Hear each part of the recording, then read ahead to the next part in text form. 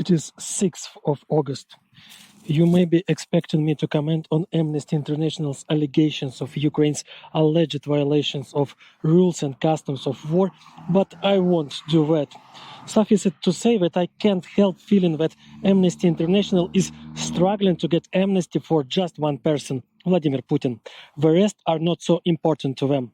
In general, large international organizations have completely discredited themselves. For what purposes the United Nations needed? All those nice, paid, well-dressed people doing nothing but chit-chat. And the Red Cross, which apparently takes Ukrainian orphans to Russia, to the same Russia that made these children orphans. Do Red Cross workers have principles and conscience?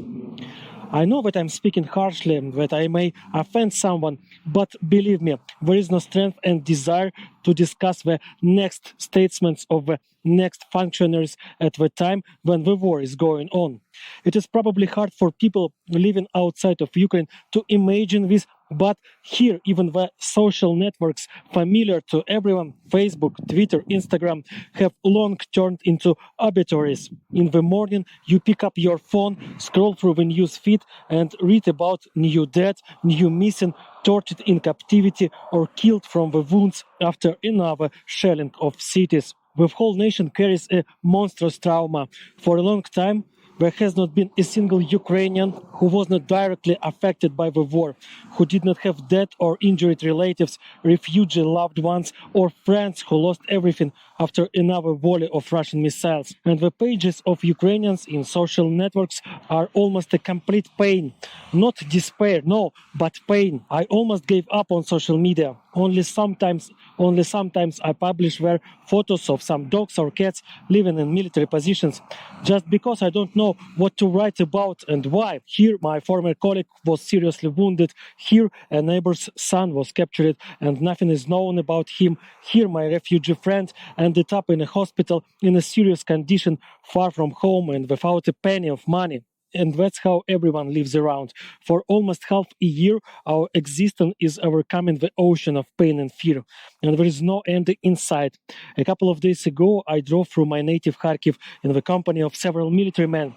The city suffered greatly. Entire neighborhoods were destroyed, charred fragments of buildings around, broken glass, and our consequences of daily shelling. One of my fellow travelers, a career officer fighting on the front line not far from Kharkiv, talked all the way about which rocket and when destroyed this or that house, how many people died, how many were injured. It was a very hard journey from my hometown, but it ended even harder. Saying goodbye, I asked this officer when, in his opinion, the war would end. He answered frighteningly, simply and briefly, when we kill them all. Without the complete defeat of the enemy, this war will not end.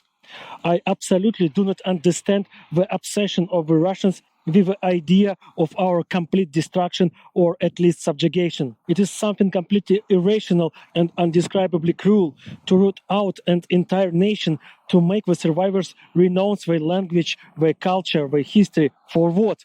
Why in the 21st century can these cannibalistic ideas still turn the heads of entire nations? But they turned. And so we need to fight until the Russians either change their minds or are left without their armies.